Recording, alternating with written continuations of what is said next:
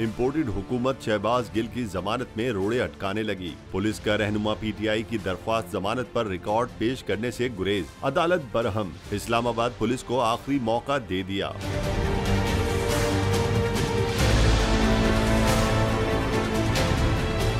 तफसीलात के मुताबिक इस्लामाबाद की डिस्ट्रिक्ट सेशन अदालत में शहबाज गिल की दरख्वास्त जमानत पर समाअत हुई।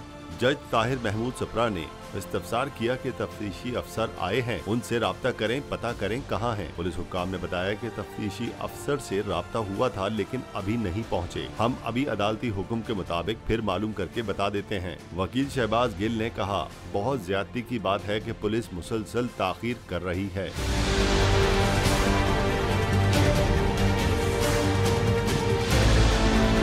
जज ताहिर महमूद सप्रा पुलिस के ओछे हथकंडों पर बरहम, रिमार्क्स दिए कि पुलिस को रिकॉर्ड पेश करने का आखिरी मौका दे देते हैं। अदालत ने रिकॉर्ड पेश न होने पर केस की समाअत पीर तक मुलतवी कर दी। याद रहे, अदालत ने पुलिस से मुकदमे का रिकॉर्ड तलब कर रखा था। इस वक्त शहबाज गिल जुडिशल रिमांड पर अडियाला जेल में है।